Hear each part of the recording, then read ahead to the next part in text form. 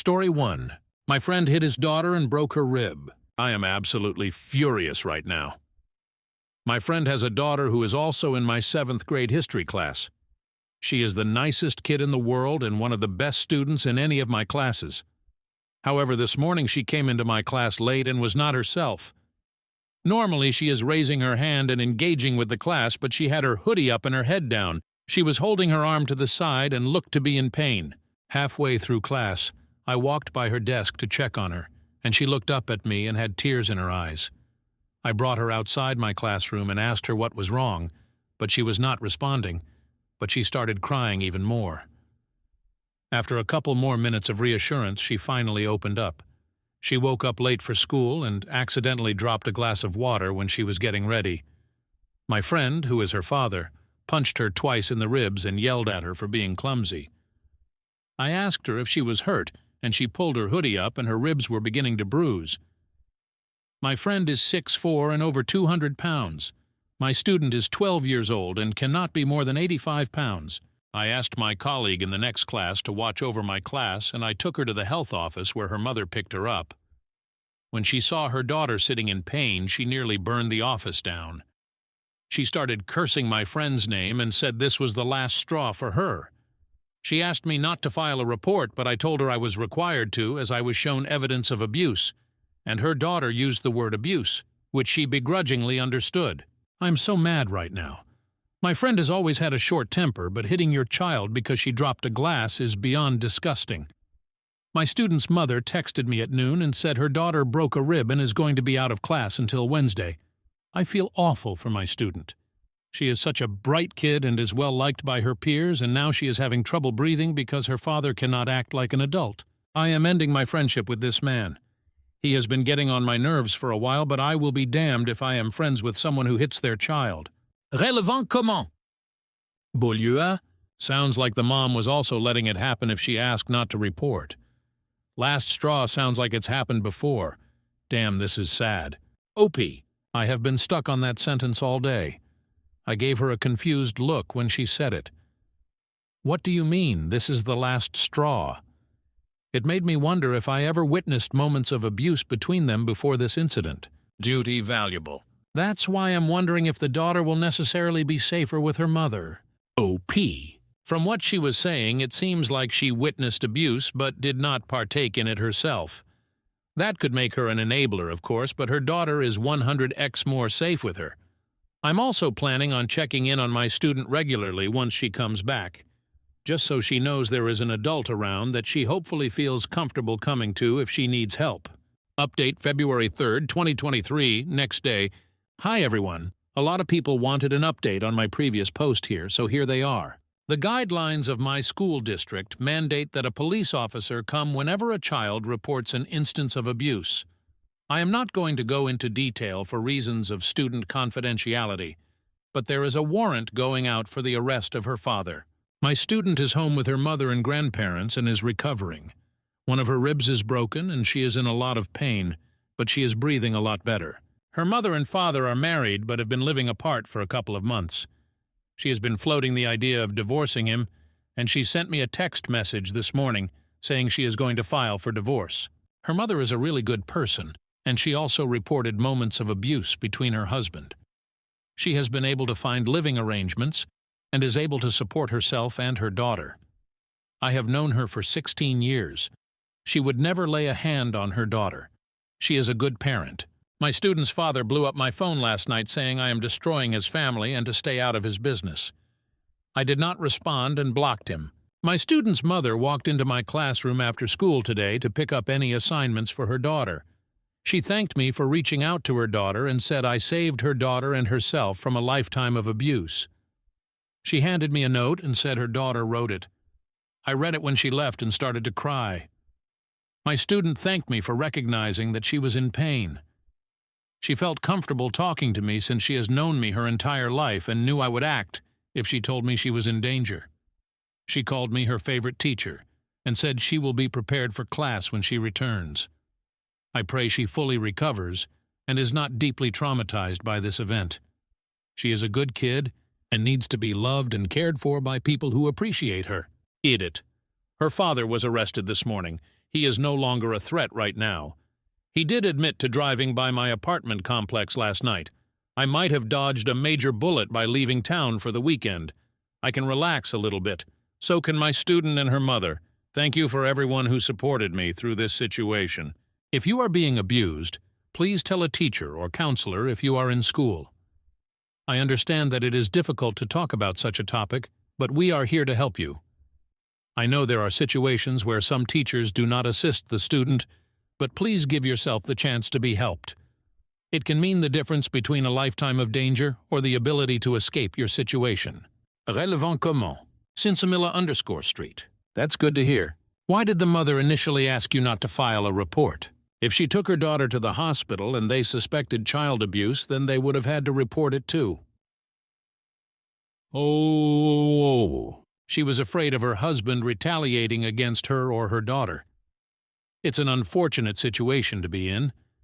People who are in abusive relationships will put up with it, but many will drop everything if they see their child receiving abuse. It's a terrible cycle to go through. My student came back to class yesterday and gave me a thank you note February 11th, 2023. 8 days later, my student came back to class today. She was out all week with a broken rib after her father hit her. She was supposed to come back on Wednesday, but she wasn't ready, so they waited until yesterday. She walked into class with the biggest smile in the world. Her arm was in a sling, but she was not taking any deep breaths like she was last weekend.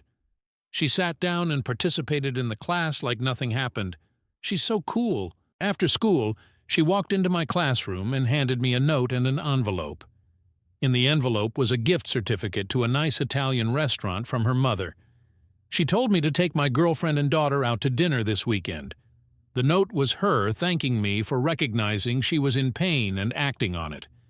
She knew she could trust me, and my actions went a long way for her knowing she can go to someone she trusts if she is in distress. She wrote me a similar letter last week, but it was her reiterating what she said. She gave me a hug and left, and I closed the door and cried a little bit. She is very strong for a 12-year-old. I can tell this event is not going to affect her greatly. Her mother is working harder to be open with her, and she has a good family support system. Her father is in jail and will be for a long time.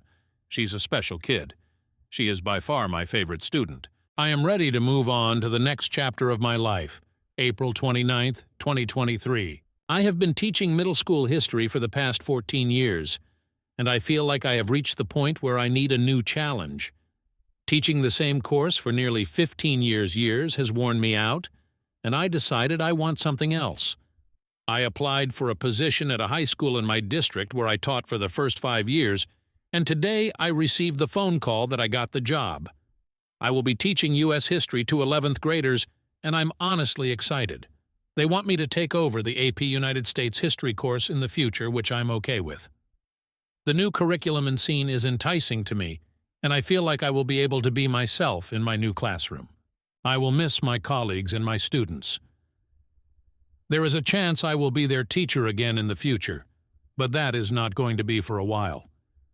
This year was the most eventful year of my career, dealing with bomb threats, school shooting threats, a 15-person fight in a nearby classroom that spilled over into my classroom, and an incident where I reported a parent for child abuse has worn me down.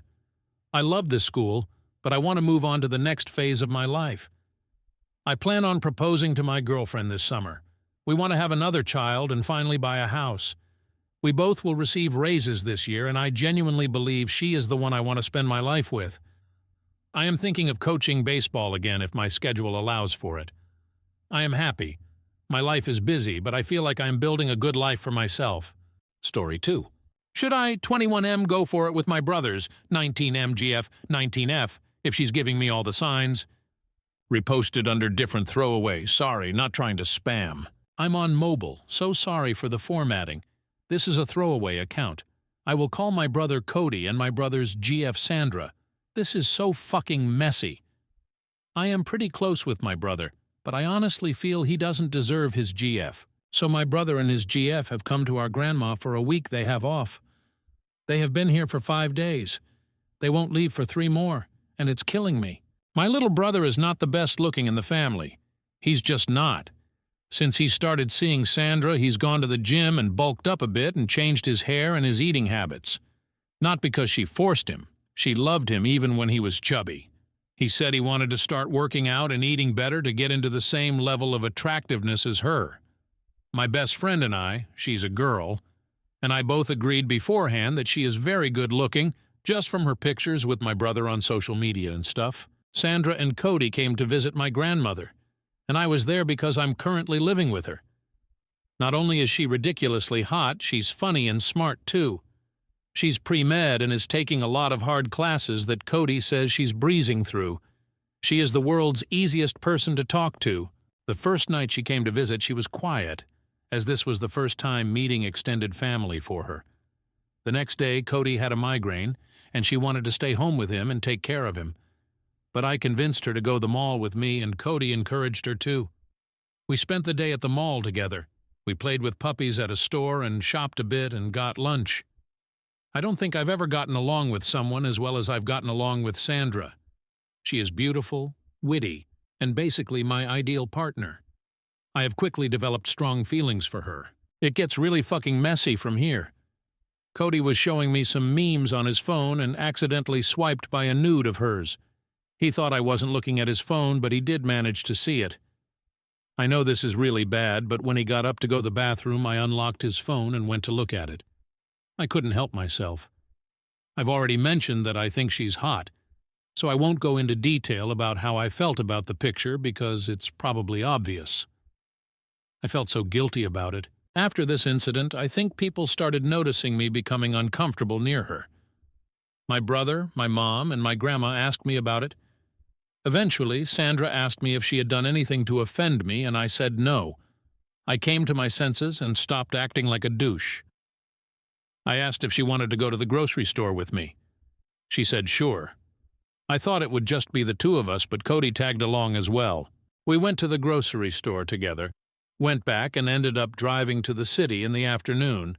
I don't want to give away anything that might identify me, which is an hour from where we live. Cody fell asleep in the car, and again it was Sandra and me talking. She ended up climbing from the back seat to the front to talk to me. We talked and joked the whole way into the city, and I just knew something was there. I did something stupid, and I told her that I wished we'd met in high school, and she replied that she thinks we would have been best friends. Ouch. However, once we reached the city, she was back being lovey-dovey with Cody. It sucked because I wanted to hold her hand so bad. I think they felt bad for me because yesterday was V-Day and I don't have a girlfriend, so they didn't kiss or anything. They just looked at each other like they're in love. My questions are the following. I know she can tell that we have a good connection, so should I go for it? I really want to tell her my feelings this evening. What's the best way to do that? Thanks. TLDR. I have strong feeling for my little brother's GF. She's a beautiful, funny, smart woman, and we really get along. We both acknowledged it. Should I go for it? What is the best way to let her know how I feel? Relevant comment? This must be the place. What signs exactly? From what you've written, she's just trying to be nice to her boyfriend's brother. Dude, don't be a creep, back off. You're misinterpreting everything. OP. I felt bad about the picture. I still feel awful. I couldn't help myself. As for the signs, she touches my arm when we talk, and she laughs at everything I say and bats her eyelashes. She doesn't hold hands with my brother when I'm around. Things like that. I have plenty of other examples. This must be the place. These are not signs she's into you. The batting of her eyelashes could be done jokingly. She laughs because she wants to fit in and be accepted into the family, and you're her boyfriend's big brother. She doesn't hold hands with her boyfriend because she's considerate of you. No, you don't have signs that she likes you the way a girl likes a boy. That comment about being friends in high school should make it clear on how you stand. She doesn't see you as a romantic interest, not even in a fantasy setting. It's all in your head. Whoopity-doo-dah. You're a creep and need to back off. You do not ever go looking at someone's nudes without permission. She's your brother's girlfriend. She hasn't said anything about liking you as anything more than a friend. I fucking dare you to tell her and your brother that you went through his phone to find that nude pic of her. OP. I couldn't tell them that. Update February 20th, 2019. Formatting mobile blah blah throwaway blah blah. My brother is Cody and his GF is Sandra. So against Reddit's and my better judgment, I spoke to my brother. As you can imagine, all hell broke loose. The guilt was eating me up, and I told him about the feelings I had for his girlfriend. I also came clean about looking at her nudes and apologized profusely. This was about 3 hours ago. My brother punched me in the face and busted my lip. He went to our grandma and told her that he didn't feel comfortable with me in the house. My poor grandma was so confused, and Cody told her vaguely that I acted inappropriately with Sandra and violated her boundaries. He went into Sandra's room and asked her to pack her things so they could leave and find a hotel to stay in. All I could hear was her saying, "What? Why? What's wrong?"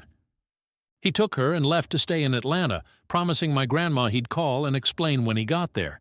He just called via her landline, and they will be getting lunch tomorrow. I received a text from Sandra about a half hour ago. I copy-pasted it. Honestly, this is ridiculous that I even have to say this. You violated Cody's trust and my trust. The pics weren't meant for your eyes. I love your brother, not you. It's never going to happen. You've ruined any possible friendship we could have. I'm not angry, but I can't forgive this, and I believe you need therapy. Good luck, my name. I hope you get the help you need. I am sitting here bawling in bed while my grandma knocks on the door to ask what's wrong. Reddit, what do I do? What are the steps to take to fix things with my brother? How do I apologize to Sandra? What do I tell my poor grandmother? Thanks in advance. I should have listened to your advice. TL. Told my brother I have feelings for his GF and that I snooped on his phone for her nudes. After I confessed, he hit me and took her from my grandma's house where we were all staying. How do I fix this with my brother, and how do I apologize to his GF? What do I tell my grandma about the situation, as she knows nothing as of RN? Thanks. Edit. Wording/clarification. Top comment. Deleted. Well, fucking deserved. And on behalf of Redditors, we told you so. Story 3. I gave my friend POA and now I want it back, but he's making it difficult. Long story short, my friend wants to go to law school, but has no experience. He asked if he could be my power of attorney to get some experience, and I agreed because I wanted to help him out. But I'm not happy with what he's doing, and I can't figure out how to make him stop. When we were out for drinks with friends one time, he saw the debit card that I was using and said it was a bad bank. Next thing I know, I'm trying to use the card, and it's not working. Turns out he pulled all my money out, closed the account, and opened a new one with a different bank, plus a credit card with the bank. When he gave me the new cards, I explained that I liked the old bank because they have branches in my home state I can use when I go home for summer from school. The new bank doesn't. I also really don't believe in credit cards and never wanted one. I have enough student loan debt anyway. But he said this bank was better, and credit cards make more sense, and he was doing me a favor. He also requested all my medical records from the student health center and let it slip in front of friends that I'm taking an antidepressant. A girl I like in our group doesn't believe in them, and now she's not really talking to me anymore. I've brought up to him that I'm kind of not happy with this arrangement, but he said he needs the POA for a few more months to show his law school applications that he has relevant experience, especially if he can't get a legal job this summer between our junior and senior years. I'm having car trouble, and he keeps trying to involve himself in the repair process and bully the mechanic, and it makes me super uncomfortable, but I don't want to hurt his chances at law school. I'm in California. Relevant comment? Rainbow death cake. How in the world does being your POA give him relevant law school experience? That doesn't really make sense. You shouldn't need his consent to revoke power of attorney. As far as I know, you would need to fill out a form revoking it and get it witnessed, and then send him notice that his power of attorney is revoked. OP. Can anyone witness it, or do I need someone special? As for law school, this gives him experience writing legal letters and negotiating things on my behalf, was how he explained it to me. Like with the mechanic, he's sending letters demanding certain things because of how the repairs are going. They're too strongly worded IMO, but it's kind of in a legal style. He said it's a good way to get experience. I'm not pre-law, so I just thought this was something people do. Anarchy_baby. Your friend is full of shit and definitely not your friend. Here's a template form you can fill out to revoke his POA, https://wp-content/uploads/wp-content/power-of-attorney-recorded.pdf. Make sure to have it notarized in case your friend is dumb enough to dispute it. Send him a copy via certified or registered mail informing him of your decision. Also send a copy of the revocation to any third parties your friend might have worked with on your behalf, I, the bank, your student health center, to let them know that the POA is no longer valid. World is mine. This doesn't sound legitimate. You won't hurt his chances at law school, nor would I think this affects his chance at being accepted, except negatively. This is shocking. OP. Like I said, I'm not pre-law. He explained that this was a normal thing people do to get experience on their resumes when they can't get legal jobs. He helped his GF a lot with a similar arrangement, and I thought I didn't have anything to worry about. His GF gave him power of attorney. Right now he has it for me and her. Another friend of ours is considering giving him one too. Update December 9th, 2019, 10 months later. I was hanging out with my friend at a party this weekend where he was talking about his law school applications, and I remembered this post and thought I should do an update. About a week after my original post, I talked with my friend and said I appreciated all his help, but it was getting to be a hassle, and I'd prefer to manage my own stuff from here on out. He was disappointed but understood. All in all, it was a mixed experience. There were some positives. He was more aggressive negotiating with the mechanic than I would have liked, but in the end, the mechanic knocked $200 off the bill. Also, I've come around to like the credit card he opened for me. I'm going to be able to use the points to get a free flight home next semester. There were some negatives, too. He discovered that 2 of the classes I needed to graduate were being offered at the nearby community college this semester, so he signed me up to try and save me some money. But when he requested that my current school send transcripts to the community college, that almost made me lose a scholarship with my actual school. I had to basically beg and plead with the financial aid office, but in the end, it all worked out. Also, that girl I liked who found out I'm on antidepressants tried to cause some drama in our friend group about me. But I'm over it now. People were pretty critical in the previous post and kept saying I was being scammed, but that's not at all what happened. He just needed some experience to put on his applications. Also, lots of people said this wouldn't help with law schools, but I'm not pre-law, so I don't know one way or another. I signed a letter of reference for him because I'm not going to stand in the way of his dreams, and on the whole, he helped by being my power of attorney. Story 4. My friend's M29 wife, F28, who I thought was also my friend, embarrassed me, F25, in front of all of our mutual friends, FM20S/30S, posting this again since I'm new to Reddit and have no idea how to use it. I'm so embarrassed right now, but I do not think I did anything wrong. Let me explain the situation. I have had the same mutual friend group since I graduated college 3 years ago. It's a group of people I met through my best friend Jenna, F25, who was my sorority sister in college. Included in the friend group is her older brother, M29, Joe, and his wife Diana, F28.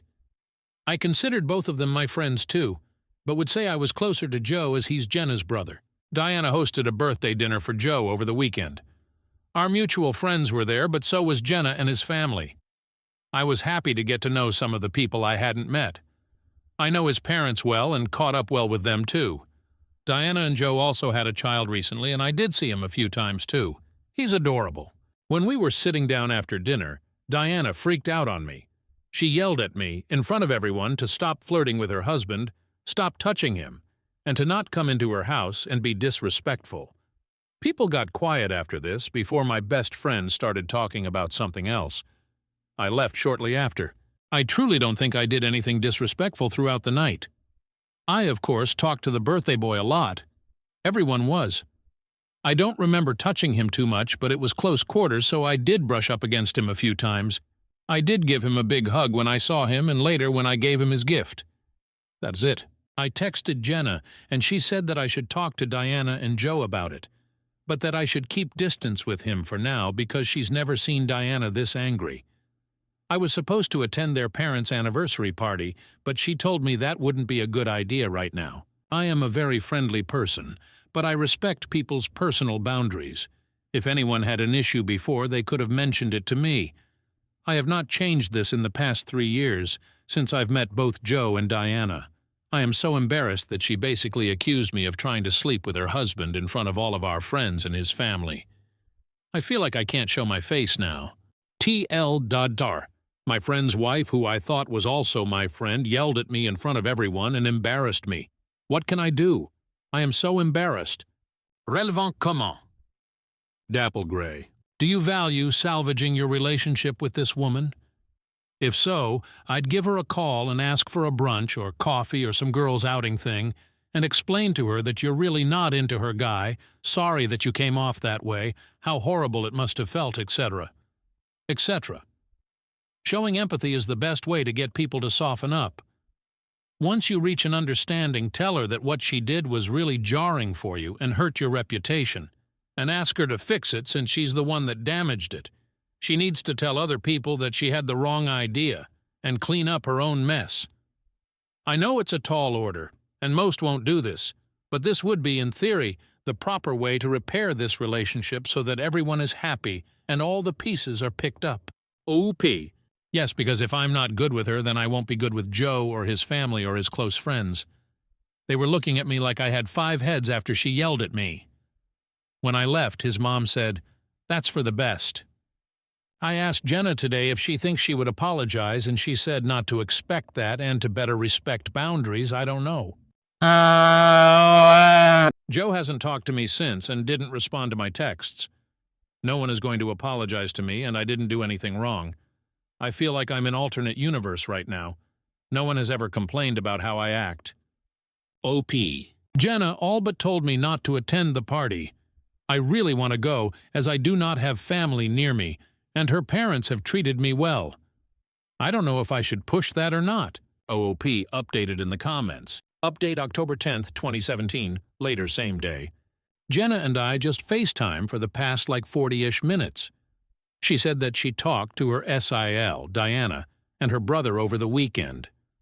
This is what her SIL said. She sent me a screenshot. I am always touching and always flirting with Joe. I'm rude to her, ignoring her and not saying hi when I go over to their house. I've texted Joe late at night, even though he had a pregnant wife at home and now a young baby. On his birthday, I went to their house, barely said anything to her, went to see their baby. I hadn't met him yet. Got him all worked up, but had enough time to take a picture for Instagram, and then she had to spend the next 15 minutes calming him down. When she came back out, she saw us in a corner, alone, me giving him his gift and hugging him. I touched him other times throughout the night, and no one else had that problem. I did not talk to her at dinner. She was on the opposite end of the table, so of course not, yet I was joking and flirting with her husband. She said I am not welcome in her home again. She said her brother said that he's sorry his wife yelled at me because he was the one who she should have been yelling at. Diana asked him multiple times to pull back on our friendship because I was being rude to her, and I was always touching him, and he said nothing. He'll now be doing that, apparently. No one ever called me out about these things, and I still think that Diana is reading a lot more into everything than there was. I did not purposely ignore her. I always talked to her. I just know Joe better and felt more comfortable with him. She's always been preoccupied with her pregnancy and now their son, so I haven't seen her as much. Owls _and _Cardinals. It's hard to say whether you've been out of line or not. It is clear you do not feel you have, but I strongly encourage you to see this as a learning experience. When you're friends with a couple, it is good to nurture the relationship with both, and perhaps especially with the female. Women often are not completely comfortable with their husbands being close with female friends that seem to maintain distance with the wives themselves. And the same goes for men not being comfortable with wives being close to men that the husband is not. And, well, you may see that as silly, but it is pretty standard in my experience. Knowing that it is to be expected, you don't want to invite this situation again. It seems clear at a minimum that you considered her much more of a secondary friend and didn't really try to connect with her. And yeah, the late-night texts are somewhat over the line. If she raised this to him to set some boundaries first, and he refused or failed to, her bigger issue should be with him than with you, and it's too bad you took the brunt of it.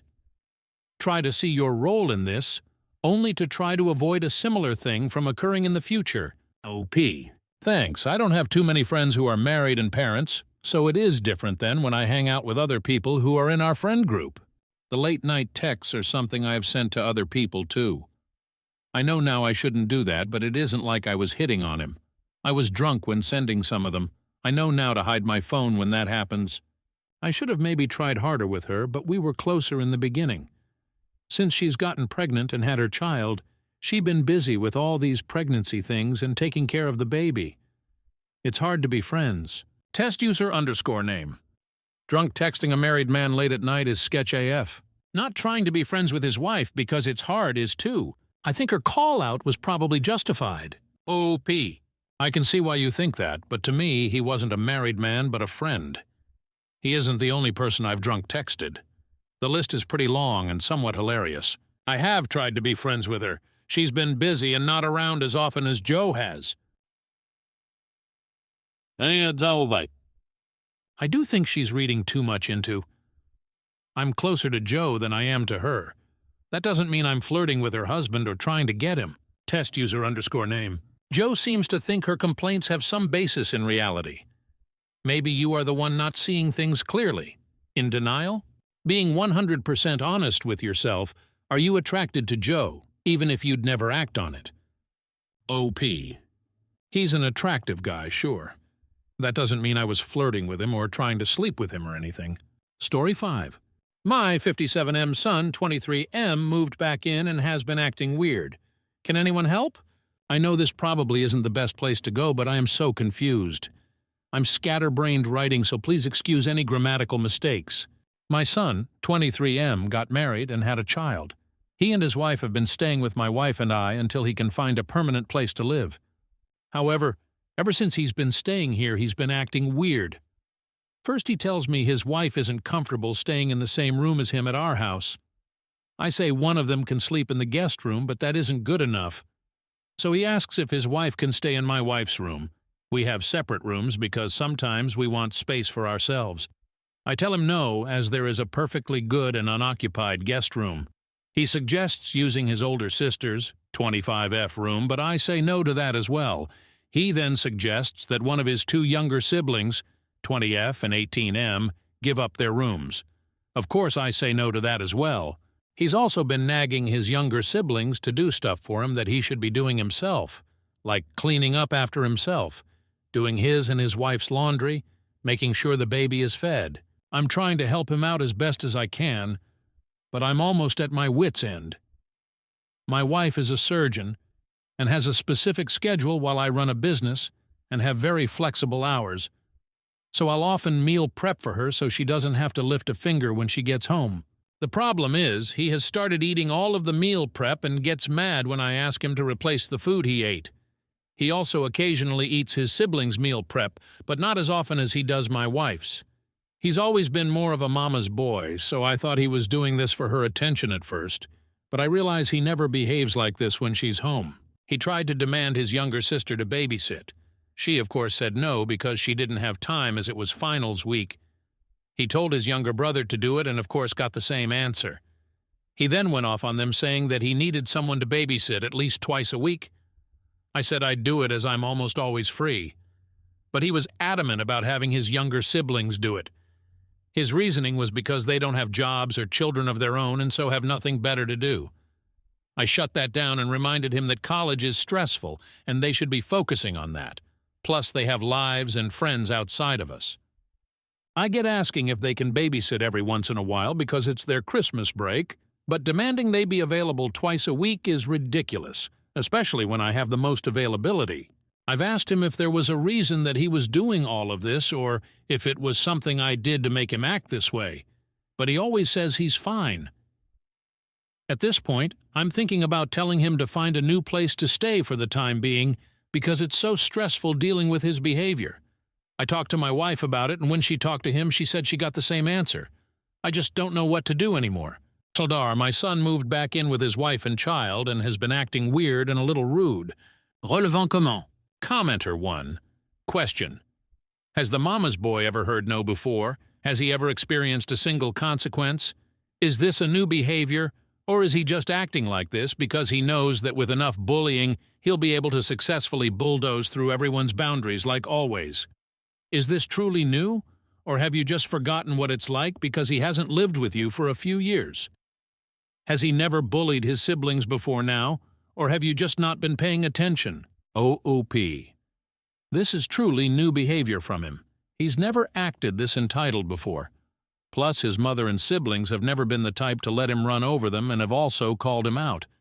Besides my wife, who isn't around when he exhibits this behavior, so I've only been able to tell her about it, and she hasn't seen it with her own eyes.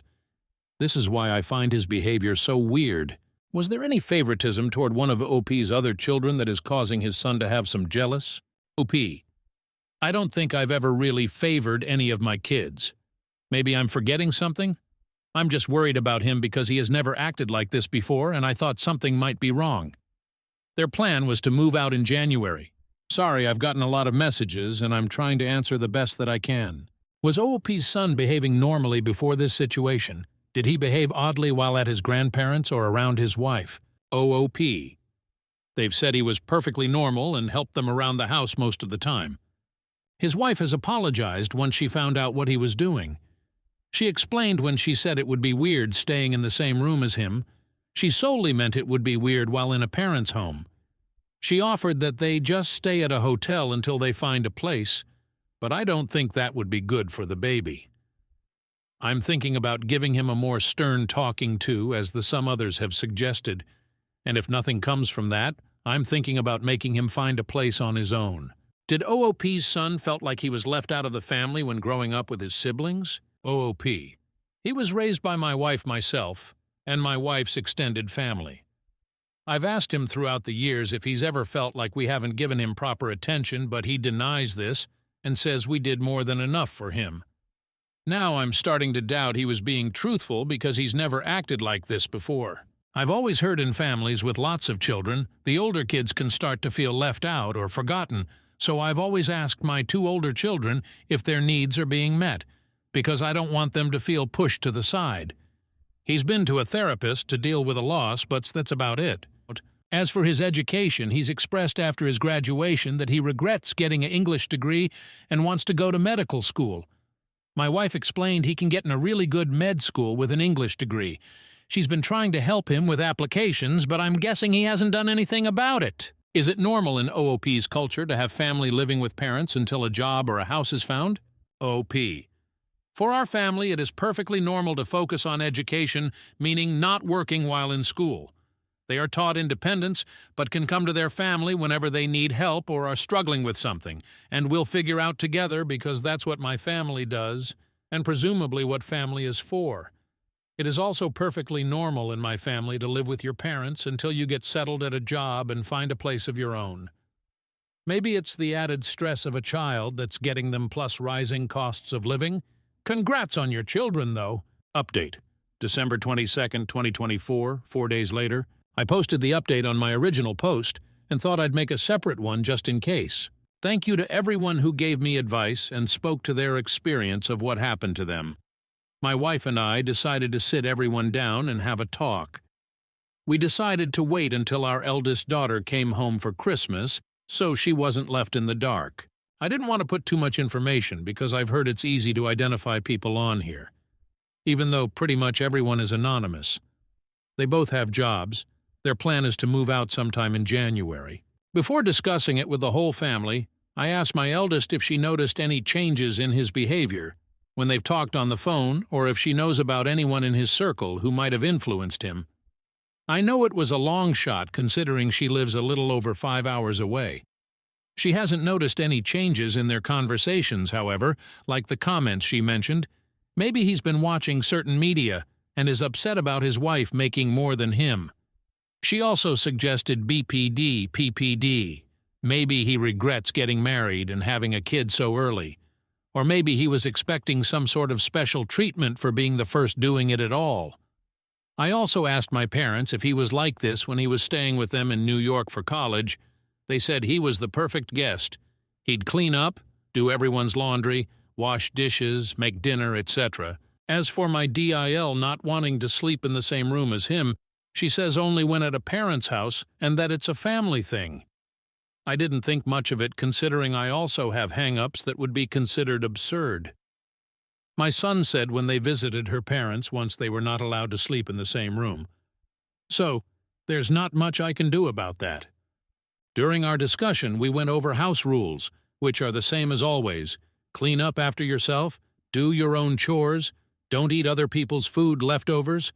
We will help out with the baby, but you are responsible for the bulk of the care. They are free to use son's room and the guest room. But everyone else's room is off limits, and we cleared some cabinet space and fridge space for them to put their stuff. We discussed how he and his wife are solely responsible for their new life they've made together, but our family will always be there for them. We also put together a list of houses that are within their budget that they will be checking out after Christmas. Of course, we also talked about giving him the boot if he didn't go to counseling and correct his behavior. He gave apologies to everyone in the house and offered to take everyone to make everyone dinner. If the apology doesn't seem like enough, it was for his siblings and mother, so I can't really say whether it should have been accepted or not. It was up to them. Right now, everything's sort of going back to normal and there seems to be harmony in the house again. I know this update isn't much, but I struggled writing it because of the private conversation I had with my son. Apparently, DIL's parents have been pressuring him to move them into a house out here. They live in Chicago, and claim they will file a lawsuit for the expense of the wedding, around $25,000, and custody of their child. I'm pretty sure if they do this, it'll be a waste of time and money on their part, and would be considered extortion of some sort, but we will still be consulting a lawyer just in case. He hadn't told DIL anything about this. When I asked him why he didn't talk to her about this, he said he thought he could handle it himself but realized he just couldn't, but didn't know how to tell anybody about the situation. For now, DIL is handling it, and my son has stopped responding to their texts. So that's what happened. Sorry if I missed anything. Relevant comment. Commenter 1. Do you know why he's being extorted by them? Editor's note, DIL's parents. That's crazy. I'm sorry you're going through that. OOP. I read through the texts, and it seems to all boil down to DIL's parents wanting to move into a house with son and DIL out here. Commenter 2. Hi, lawyer. Our son-in-law won't let us move into his house that he doesn't have, so we want $25K and their baby, thanks. If this is legit, I wish I could be a fly on the wall when they get laughed at. Commenter 3. Wait. What? Her parents want to sue them? And go for custody? That's got to have more to it. Totally insane. I was involved in your original post, and I'm glad you all had a talk, but it seems like there is a lot more going on. Story 6. I 26F and my boyfriend 25M about to move together when tells me he's unhappy that I can't drink. Don't know if I should go ahead and move without him? We started out living in the same place, but then I had to move for work, so we've been long distance for some time. Finally, I got the opportunity for an internal transfer so we could be in the same place. We picked Dallas, Texas to move to together for various reasons. Cost of living, the chance at good in-state tuition for grad school, job opportunities, amount of transplants, weather, plus he had some friends already living there. He got a job, got a place, and moved down a few weeks ago. My transfer was just accepted, so I was preparing to move down in another few weeks. He was so happy and excited when at the news, or made a good show of it if not, and said he couldn't wait to have me there. I was counting down the days. Cut to today, he says he's been having a blast reconnecting with his old friends. They've been going on benders over the weekends, and he's been living it up at bars and clubs with them, their friends and their girlfriends. Thing is, I can't drink, like physiologically. I have a genetic mutation that makes my liver unable to metabolize the alcohol, so I only feel sick when I drink it instead of good. Alcohol intolerance, aka Asian glow. I am Asian and he's not. Some people who have this condition drink anyway, but I feel so awful when I try, I've given up. He says he's been thinking that we might be happier if we go our separate ways since I can't drink and he likes to. I'm in shock. He's known this about me since day one. I don't feel like I act weird about it. I get my one drink to hold and sip on throughout the night so I don't look out of place and I still have fun. I just can't do multiple rounds or shots. Up to this point, our relationship has revolved around fun activities instead of drinking. He told me that's been great and he's done more things than ever, but then he revealed to me that this whole time he's missed being able to go out and have fun drinking like he has in other relationships. He says he had more fun in past relationships being able to party and share that with them. He says a lot of what people do for fun in Dallas is going out to bars and drinking. He's going to be doing that. So if I come, I won't be able to participate, and I'll feel left out and unhappy. We haven't officially broken up, but the conversation felt pretty final. I'm reeling. Moving to Dallas still makes sense for all the same reasons, and I can afford it just fine, but I didn't expect to have to do it alone. I'm also feeling discouraged over the idea that I won't be able to make friends in Dallas if I can't drink. It's tapped into a major insecurity of mine. I've struggled in the past because the other people who don't drink either do so for religious or moral reasons, or are the kind of people who don't like going out altogether, so I don't connect with them as much.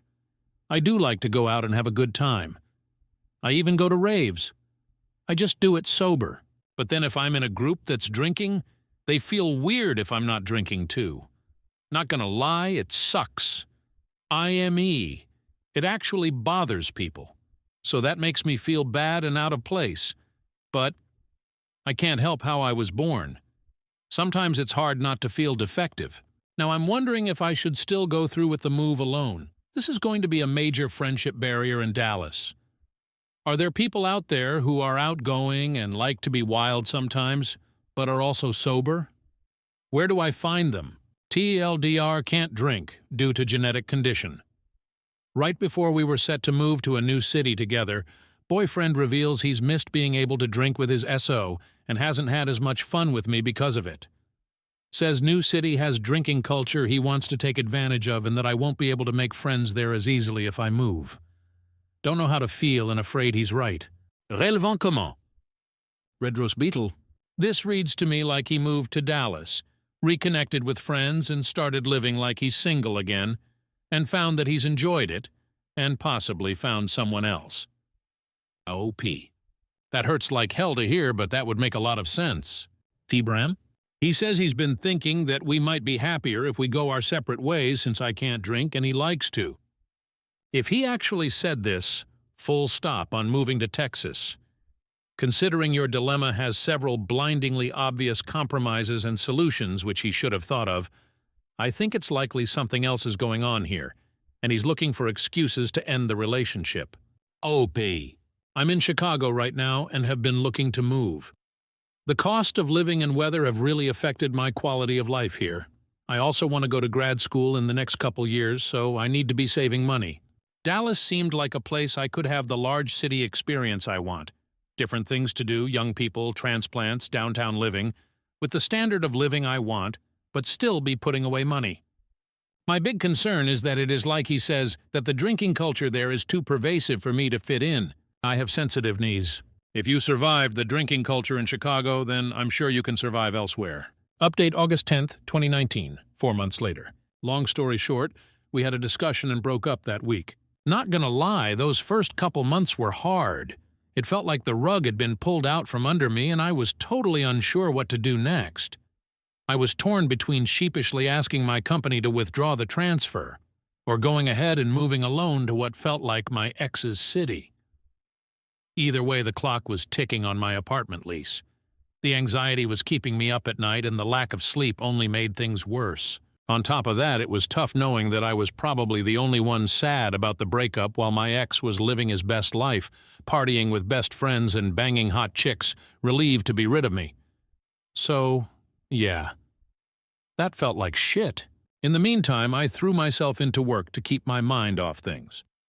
That's when things took a crazy turn because one of my projects garnered a lot of attention. It led to me writing a report that made its way to a member of upper management. Lo and behold, a few weeks later, a management position opened up that I was uniquely qualified for, and the interviewer was that same person who liked my report. So I got the job, and when they told me that I would need to relocate to our home office in the Bay Area, I work in biotech, I was able to tell them that all my stuff was already packed and ready to go. Thanks, X. So now, instead of Dallas, I'll be moving to the Bay Area in a few weeks. One of my best friends is coming along for the ride. We're going to make an epic road trip out of it and hit a few national parks along the way. Since we had fully expected to move in together, my SO had taken some of my belongings down with him. I've paid about $500 so far to get my shit shipped back. My kitchen stuff and some pieces of furniture are forfeit. He has yet to return my gaming consoles. We really should have split it, but I knew he'd turn that into a back and forth that I didn't want to deal with. TBH, there's also enough of a difference in our budgets that $500 to me is not as big a deal as $250 would be to him. It's yet another blessing that we never merged our finances. I've reminded him a few times about the rest of my stuff, and he keeps telling me he'll get it to me.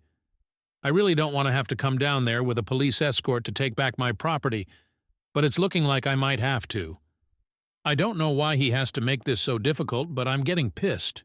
So if anyone has any advice to share on that, I know I'll never know his true thinking, but honestly, who cares at this point?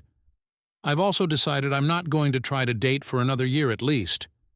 I've been told that my management role is likely to be upgraded to a director role, depending on my performance review. So work will probably take up a lot of my time. Any remaining time I have, I want to fully devote to forming friendships. But most importantly, if you couldn't already tell, it's clear that I have some serious work to do on self-worth and boundaries. FTR. I think it's important to note that it's not like this guy was a deadbeat loser. I know it's easy to think, why is this woman dating an asshole? When you read these posts, but it's rarely that simple. Everyone who met him loved him. We shared a lot of common interests. He was fun to be around, always happy, great to talk to, supportive of my career, a fantastic cook, very organized, came from a great family, had a good job, all of that. However, there's no denying that I was in a long-term relationship with someone who consistently took way more than they gave, like on every level. And he himself would admit that. I want to take this time to work on myself so that I never accept that kind of situation again. But when I do decide to put myself out there again, it's the Bay Area. God knows there will be plenty of guys around who also get Asian glow and will understand why I'm not drinking LOL cheers, everyone. Tealdor. We broke up. Went through a terrible couple months. Drowned myself in work to cope. Hard work paid off and I landed a major promotion that will take me to the Bay Area instead. Learned an expensive lesson about letting an SO move your things. Hoping he doesn't make me come down there, but I know it's all going to be good in the end.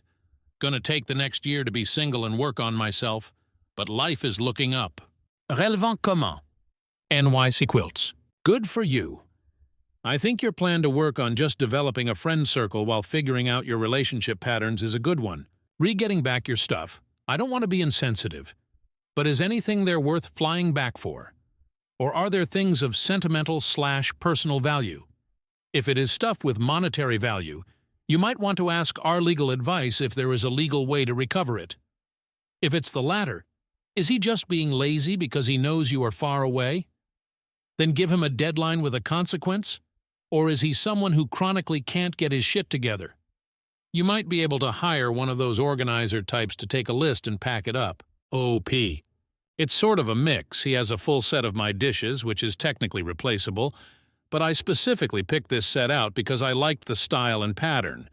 It's probably $250 of pretty good quality dishware. He has my souvenir mugs, which have sentimental value to me. Monetary value there is maybe $100. The gaming consoles are actually my old GameCube and PS2, along with their games. Those are sort of sentimental value nostalgia things, even if they are technically replaceable. Although, I would have to put some work into finding resale items to replace them. What I suspect is that the dishes are a matter of effort because he knows he'd have to put work into packaging fragile items. But I also suspect he hasn't sent my consoles because he's enjoying playing Smash on the GameCube. Probably sometimes with his friends. When I searched the subreddit, some people mentioned sending certified mail with a deadline. You might be able to hire one of those organizer types to take a list and pack it up. Could you elaborate on this one? Is there a service like that I could book and pay for from afar? Story 7. My new boss that I've never met asked me to come to their home. Is this normal, or should I be concerned? Hi all. I, 26F, recently accepted a remote job after 2 rounds of interviews. The job seems to be with a legitimate company, and the owners I met over Zoom match up to the website. But after accepting the job, I was never sent anything to sign. They haven't done any background checks or even asked for my full name or date of birth. It is a small business, so maybe that's not odd and it just slipped their minds. The part that made me a bit uneasy is that during the interview process, the owners stated the position would be fully remote, and there was no mention of travel even for training. Now that I'm hired, in quotes, because there's no proof and I haven't signed anything, they've asked me to travel about an hour and a half to one of the owners' homes for training. I thought this was odd because although the company operates remotely, I'd think they'd at least want to meet somewhere public because we're all essentially strangers at this point. I was trying not to overthink it, but after telling some family members about this, who owned their own business in the past, they expressed that this isn't normal, and I need to be careful walking into someone's home who I don't know. I tried to communicate my apprehension with the owner, and they stressed that going to their house was extremely important in the training process. Can anyone offer any insight? Am I thinking too much into this? Thanks in advance. Editing for more context so no one thinks I'm a clueless moron. This job is in a very niche industry that I'm extremely qualified in. I did criminal searches for the names of the owners through the state they reside in and searched for home addresses to no avail. I thought this was strange also and wanted to confirm my suspicions. Edit again. So everyone will stop insulting my intelligence. I am not going.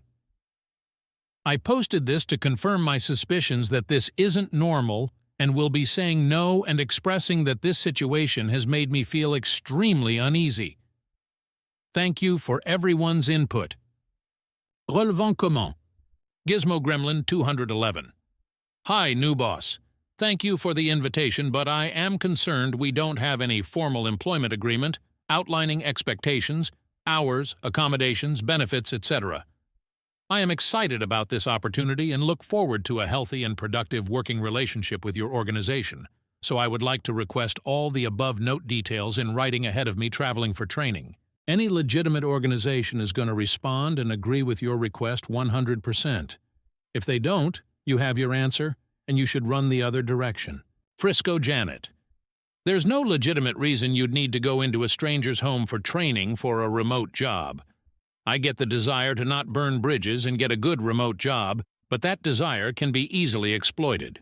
Scott_Salmon. No paperwork = no hire. This is nothing but a giant red flag. You might either end up working for the cartel or kidnapped. Pizza Slinger. Reddit Dad here. If my kid insisted on going, I would flatten all 4 tires and steal the battery. At best, it's an MLM. At worst, you can be murdered, kidnapped, trafficked, assaulted, robbed, made a party to illegal activity, etc. OP. It would be perfectly okay to reply, I am available to meet in a public place, such as a conference room at the library. Please let me know when you are available. Crickets or additional pressure for their turf. Don't go! Update. Update. My new boss that I've never met asked me to come to their home, July 31st, 2023. First off, I want to thank everyone for their advice. It was extremely helpful to have others chime in to validate that this whole situation was extremely odd and inappropriate. It made me feel confident that I could put a boundary in place that my safety was non-negotiable. Now, on to what happened next. Like I said in my previous post, I stated I felt unsafe to the owner. They then replied that they could get me a ride to their home, costing close to $200, which gets rid of the theory they didn't want to rent a space due to money concerns. I declined the ride and then repeated my concern about safety going to their home and asked if we could do the training remotely or if we could meet in a public space where I could possibly bring someone. I thought this would make them second-guess their behavior because surely any rational person wouldn't want to make a potential employee feel unsafe. Nope, that's not how this went. They sent me a long email back telling me that essentially the only way I could have this job is if I go to the owner's house. They stated that they cannot hold meetings anywhere but their house due to information privacy concerns, Please keep in mind this is not a government job or anything where sensitive confidential information would be exchanged. They then went on to say that I could absolutely not bring anyone. So bottom line, I would have to show up to their home, alone. The kicker is they then stated that they're second-guessing me as a candidate because I voiced these concerns and they only want like-minded, collaborative employees. Moral of the story is listen to your gut and stay safe when searching for jobs. I'm not sure what is going on here, but I'm happy that I didn't go. I'm not sure if I should reach out to the job posting site that I originally applied on to let them know about this. I just don't want anyone else to end up in an unsafe situation because they need a job. Thanks again, everyone! Relevant comment? Phalange Banshee. If you're able to find this company on Google, please post a review warning people about this. It's sketchy as hell and not an ethical business practice at all. Cool BD Phenom 03, how did you come by this job? Also, that information privacy reason is total BS. OP. I found it on Indeed. I thought that was odd also. They said that we couldn't meet at a coffee shop or at a public place because it was putting their clients' information and their business at risk, and that they can only speak at their house, but again, this would be for a customer service position at a small business, not anything government or cybersecurity related where there could be sensitive info exchanged. Just so weird. Reminder, I am not the original poster. Do not comment on linked posts. Oregon message, oop.